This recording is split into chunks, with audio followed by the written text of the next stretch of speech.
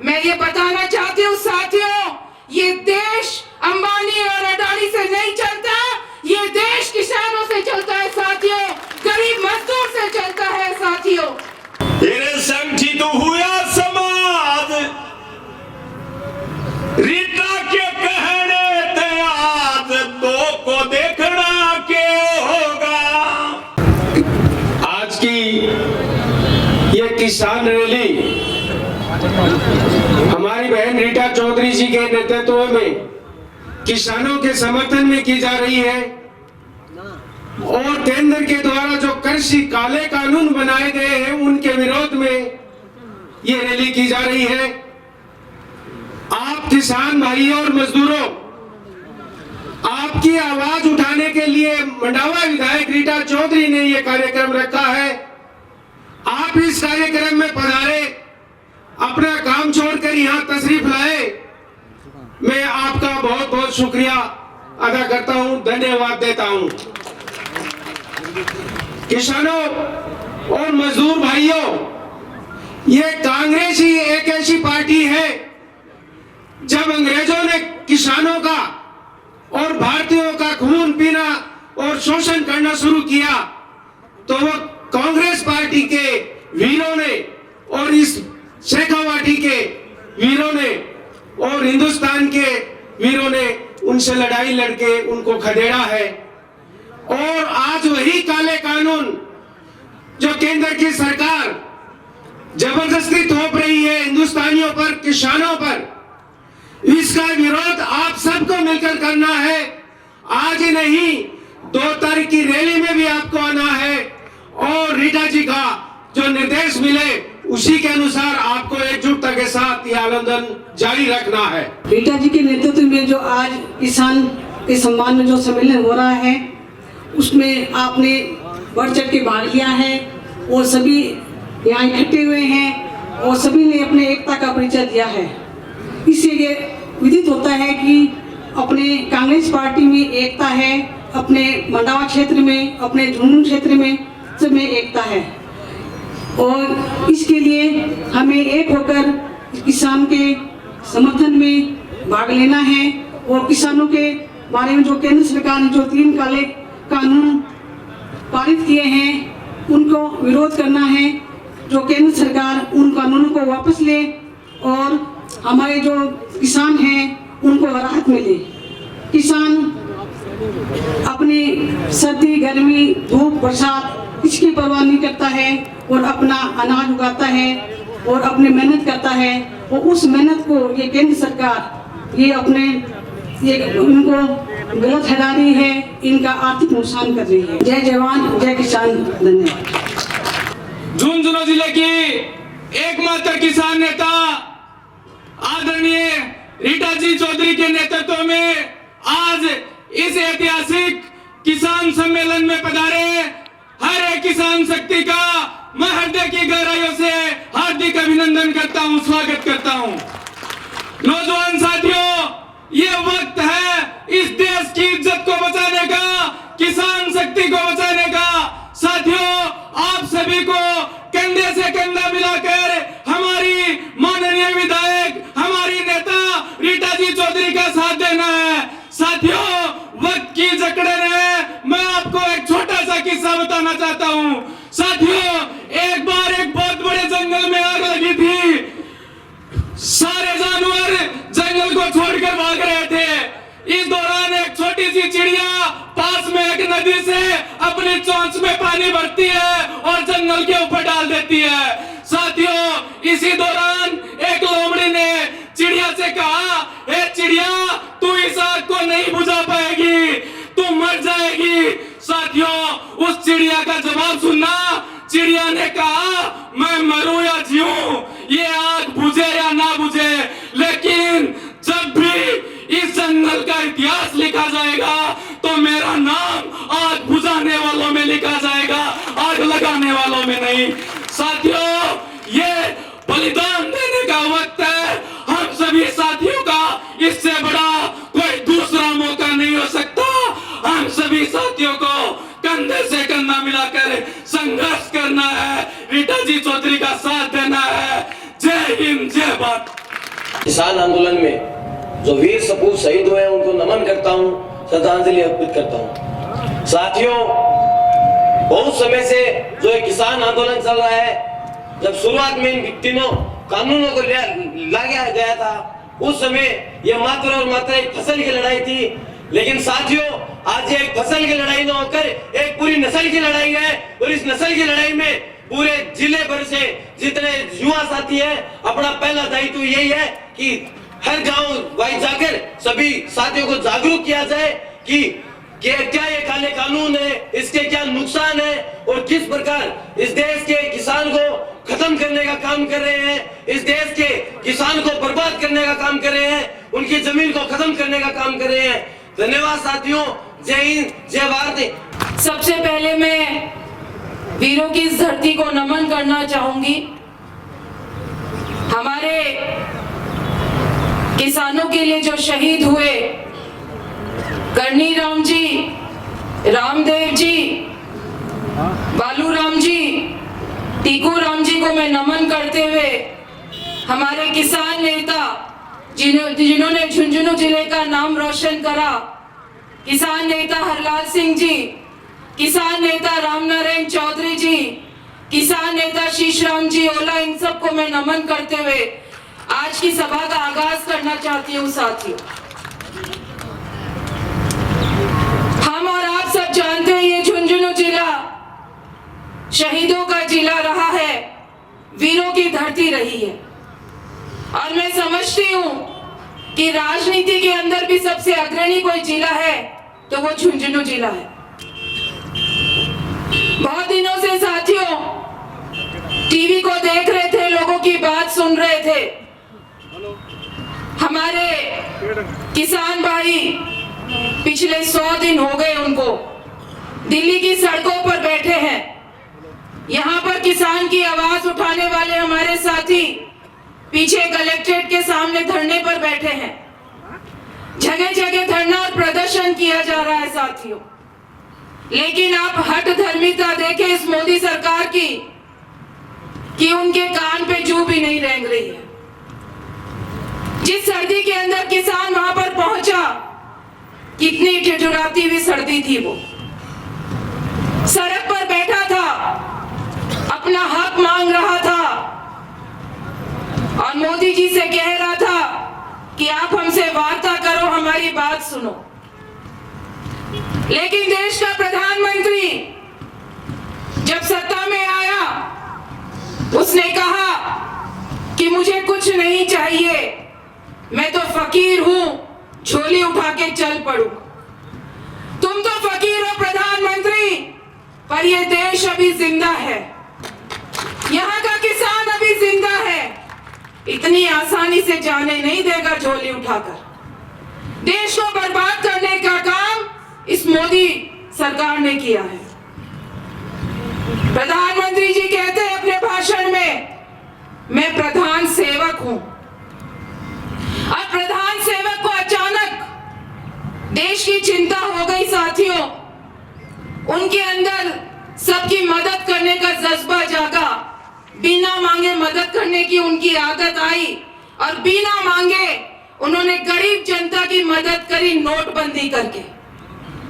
साथियों, बिना मांगे, और जो राकेश टिकैत के 2 आंसू काम कर गए, वो इतनी बड़ी बड़ी सभाएं भी काम नहीं कर पा रही है। साथियों, हमारे छोटे व्यापारियों की मदद करी जीएसटी लागू करके। साथियों, जब देश कोरोना महामारी में चल रहा था, हमारे राजस्थान का मुख्यमंत्री चिंतित हो रहा था, तब हमारा देश का प्रधानमंत्री ट्रंप जिंदाबाद कर रहा था। मध्य प्रदेश की सरकार गिराने में लगा था, कांग्रेस के नेताओं को खरीदने में लगा था। किस तरीके से इस देश से कांग्रेस की सत्ता को हटाया जाए, लोगों के दिमाग से कांग्रेस कैसे निकले, उसका षड्यंत्र रच रहा था। और एकदम से कोरोना महामारी ने जब पूरे देश को जकड़ लिया, तो अचानक मोदी जी को भलाई की सूझी, बिना सोचे समझे देश के अंदर लॉकडाउन कर दिया और गरीब मजदूर को सड़क पर रोने होने के लिए छोड़ दिया। यही खत्म नहीं हुआ कल्याण करने का सिलसिला इस मोदी जी का, और उन्होंने बिना सोचे समझे किसानों ने कोई मांग नहीं करी साथियों, और ये 3 काले कानून लाकर किसानों के ऊपर थोपने का काम करा। और ये 3 काले कानून कब लाया साथियों?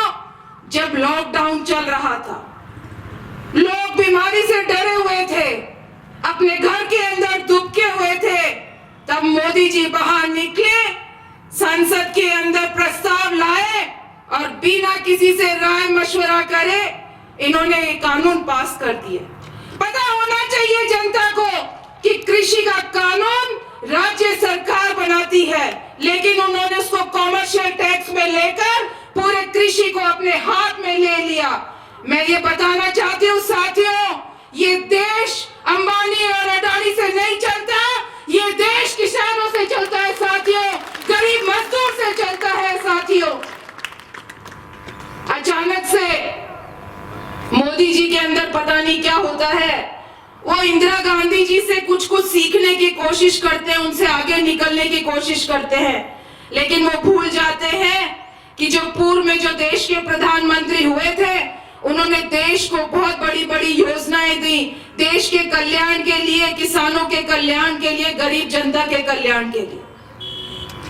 जब जवाहरलाल नेहरू प्रथम प्रधानमंत्री बने साथियों, तो 5 वर्षीय योजना लाए देश के लिए, क्योंकि देश गुलामी की जंजीरों से आजाद हुआ था। उनके पास कुछ नहीं था, देश के पास न दिशा थी न दशा थी।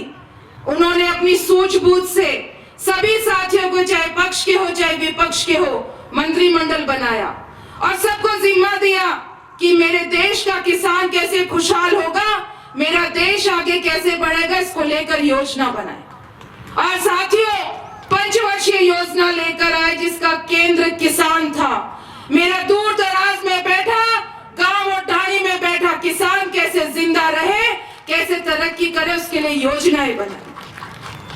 लाल बहादुर शास्त्री जी देश के प्रधानमंत्री बने, उन्होंने देखा अनाज के मामले में देश बाहर से अनाज खरीदता है, देश को आत्मनिर्भर बनाने की योजना बनाई, 1 दिन का उपवास का ऐलान करा देशवासियों के बीच में, और जय जवान जय किसान के नारे को बुलंद करा साथी। इंदिरा गांधी जी आई, देश की प्रधानमंत्री, देश में तरक्की का दौर शुरू हुआ साथियों। चाइना, पाकिस्तान, सबके होश उड़ गए जब उन्होंने सत्ता संभाली साथी। उन्होंने गरीबी हटाओ का नारा दिया और गरीबों के लिए नई नई योजनाएं लेकर आई साथी। बात यही खत्म नहीं होती। देश के प्रधानमंत्री राजीव गांधी आए, उन्होंने 21वीं सदी के भारत की बात करी, और हमारे जो आज का जो मोबाइल फोन हो, नेट हो, इंटरनेट हो, वो देन हमारे राजीव गांधी की थी साथी। देश के प्रधानमंत्री बने अटल बिहारी वाजपेयी, उन्होंने देश को प्रधानमंत्री ग्रामीण सड़क योजना दी साथी। उन्होंने कभी भी विपक्ष का विरोध नहीं करा। वो प्रधानमंत्री थे जिन्होंने सदन के अंदर इंदिरा गांधी को लोहो आयरन लेडी के नाम से बोला, दुर्गा का नाम दी। ये हमारे लोकतंत्र की पहचान थी साथियों। और जब से हमारे युवा साथी बहकावे में आया, मोदी की सरकार बनी, और लोकतांत्रिक देश हो गया। लोग एक दूसरे से डरने लगे, भाई भाई के अंदर लड़ाई करा दी, धर्म के नाम पे लड़ाई करा दी, जाति के नाम पे लड़ाई करा दी साथियों। एक बार भी नहीं सोचा कि मेरा इस देश जिसमें मैं पला बड़ा जवान हुआ, उस देश के प्रति मेरा भी कोई फर्ज है साथी। आपको एक नारा याद होगा मोदी का, मुझे सौगंध है इस मिट्टी की, देश को बिकने नहीं दूंगा, और सारे देश को बेच दिया। 70 साल का जो मेहनत थी हमारे पूर्व प्रधानमंत्रियों की, इस देश के लोगों की, किसानों की, युवाओं की, मजदूरों की, एम्स खड़ा करा, इंस्टीट्यूशंस नए नए बनाए, आईटी हो, एम्स हो, आपके आज बहुत सारे सैटेलाइट लॉन्च हुए हैं, हरिपुरा आपका जो सेंटर है। इतना सब कुछ होने के बाद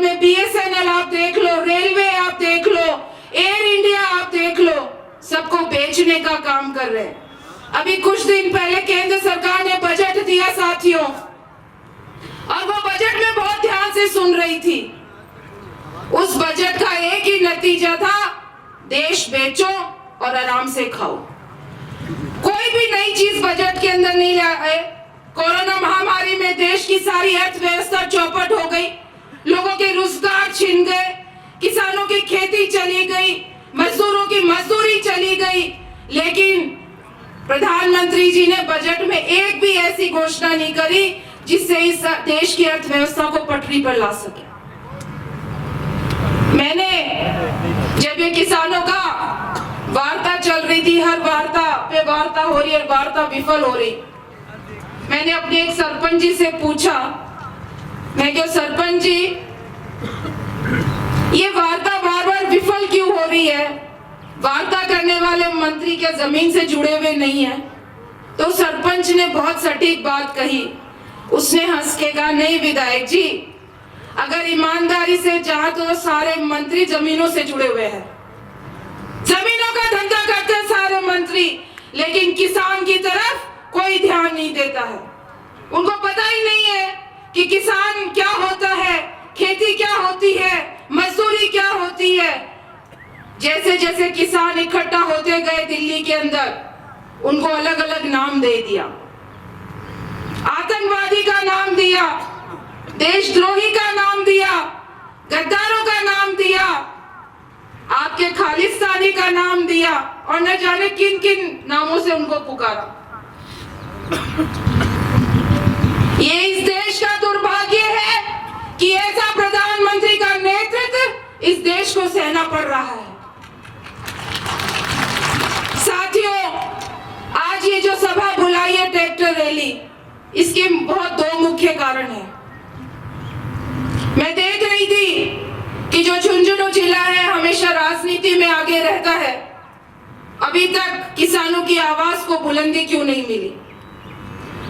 और मैंने देखा हरियाणा के अंदर बीजेपी की सरकार है, और हरियाणा, पंजाब, यूपी में इतना रोष है लोगों में, किसानों में, गरीब जनता में। आपने भी देखा होगा टीवी पर, हरियाणा के मुख्यमंत्री को सभा करने नहीं दी वहां के लोगों ने। तो मैंने सोचा मेरा दायित्व बनता है, इस जिले का सांसद मंडावा विधानसभा क्षेत्र से आता है।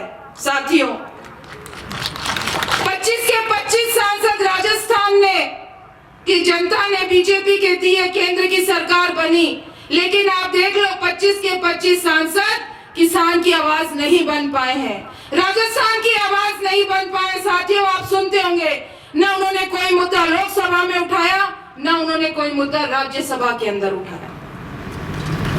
ये सभा साथियों यही खत्म नहीं होगी। आप लोगों से निवेदन है, ये तो आगाज है, अंजाम अभी बाकी है। 2 तारीख को राकेश टिकैत जी आ रहे हैं हमारे झुंझुनू जिले के अंदर। ये सभा इसलिए भी रखी गई है ताकि जिले के अंदर जागरूकता आए, लोग एक दूसरे को सुने, एक दूसरे की बात को समझे। और जो राकेश टिकैत के 2 आंसू काम कर गए, वो इतनी बड़ी बड़ी सभाएं भी काम नहीं कर पा रही है। साथ क्यों वो किसान नेता लोगों के बीच में घूम रहा है, क्यों वो जिले जिले में घूम रहा है, प्रदेश प्रदेश में घूम रहा है, ताकि हमारे किसानों को आराम मिल सके। साथियों, ये जो 3 काले कानून है, ये सिर्फ किसानों की बर्बादी नहीं है, ये इस देश की बर्बादी भी है। साथियों, उनका तर्क था, मैं तर्क नहीं कुतर्क कहूंगी, उन्होंने कहा कि हमारे देश के प्रधानमंत्री ने जब संसद में कह दिया कि एमएसपी था, है और रहेगा, तो विश्वास करना चाहिए। इस देश की जनता, इस देश का किसान कैसे विश्वास कर लेगा? क्योंकि मोदी जी ने कहा था प्रत्येक को 15 लाख रुपए मिलेंगे, 2 करोड़ रोजगार मिलेगा, देश में अच्छे दिन आएंगे, काला दिन लेकर आऊंगा मैं। वो वादे पूरे नहीं हुए तो एमएसपी का वादा किसानों के लिए कैसे पूरा होगा? साथियों, सबसे बड़ी जो खामी है इस कानून की, वो है मंडियां खत्म हो जाएंगी, आपकी एमएसपी खत्म हो जाएगी। आपको याद होगा रिलायंस के पंप लगे थे और किसानों से कॉन्ट्रैक्ट किया गया था सड़क के किनारे किनारे हर जगह रिलायंस पंप ले लिए, जमीन किसानों की, पंप हमारा। और आपने वो स्थिति देखी है साथियों, वो पंप चले या न चले, किसानों की जमीन चली गई। आज तक उनका पता नहीं है, उनको मुआवजा नहीं मिला और उनकी जमीन भी उनको वापस नहीं मिली।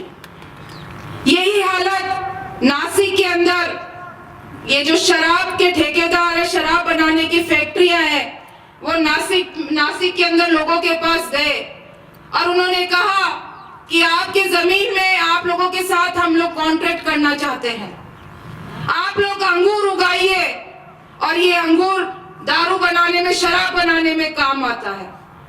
बड़े बड़े प्रलोभन दिए लाखों रुपए के, गरीब किसान, भोला किसान उनकी बातों में आ गया साथियों। वहां अंगूर तो उगे नहीं, उनकी जमीन और चली गई। ये इस कानून का सबसे बड़ी जो कमी है वो इस कानून की ये है कि यहाँ पर किसान खुद के खेत के अंदर मजदूर बनकर रह जाएगा साथियों। आप देख रहे हैं जिस तरीके से पेट्रोल के दाम बढ़ रहे हैं, 100 रुपए पार हो रहा है। शून्य से बड़ा प्यार है मोदी जी को। 100 रुपए पार पेट्रोल डीजल कर दिया, 1000 रुपए पार गैस सिलेंडर कर दिया। और आने वाले टाइम में देखना साथियों, हम लोग सब सड़कों पर पैदल घूमते नजर आएंगे, गाड़ी घोड़े सब बंद हो जाएंगे। ये सभा जो रखी है साथियों, ये इसलिए रखी है कि आप लोग जागरूक होए, इन कानूनों के बारे में लोगों को सचेत करें। और जहां जहां हमें मौका मिले साथियों, हमें धरना प्रदर्शन करना चाहिए इस सरकार के खिलाफ। दिल्ली में बैठी सरकार, मोदी सरकार ये भूल गई कि इस देश के आदमी के पेट की जलन को कम करने का काम किसान करता है और सरहद के ऊपर शहीद होकर इस देश की रक्षा का काम किसान का बेटा करता है। ये धरा वीर जवानों की है साथियों। मेरा तो आप लोगों से यही निवेदन है कि आज आप लोगों ने जो समय मुझे यहाँ पर दिया, मुझे नहीं हमारे किसान भाइयों के लिए दिया। आप देखते हैं हमारे सांसद महोदय बड़े अच्छे अच्छे तजुर्बेकार भाषण देते हैं और नई नई उनकी आती है, कभी वो कहते हैं 2 पैग लगाओ 5 वोट जोड़ो। कल उन्होंने कमाल कर दिया, मैं देख रही थी, कोई कमेंट आया हुआ था कि रेल बस जो चलती है वो राज्य सरकारें चलाती हैं। उनको ये नहीं पता कि राज्य सरकार क्या करती है और केंद्र सरकार क्या करता है। उनकी अलग अलग, दोनों की कानून की रूपरेखा अलग अलग होती है। जिस तरीके से हरियाणा, पंजाब, यूपी, साउथ के अंदर साथियों जिस तरीके से बीजेपी के खिलाफ लोग खड़े हुए हैं एकजुट होकर, वैसे ही हम लोगों को एकजुट होकर खड़ा होना पड़ेगा। और जो भी बीजेपी का पदाधिकारी आए, हारा जीता हुआ एमएलए आए, सांसद महोदय आए, आप लोग पूछो उनसे कि किसानों के लिए, गरीब जनता के लिए आप लोग क्या कर रहे हो। मैं इसी बात पे अपनी वाणी को विराम करते हुए एक बार पुनः साथियों आप लोग यहाँ पधारे और आप लोगों का बहुत बहुत धन्यवाद और आभार देती हूँ। जय जवान जय किसान के नारे को बुलंद करते हुए, जय जवान जय जवान, धन्यवाद। राम राम साहब।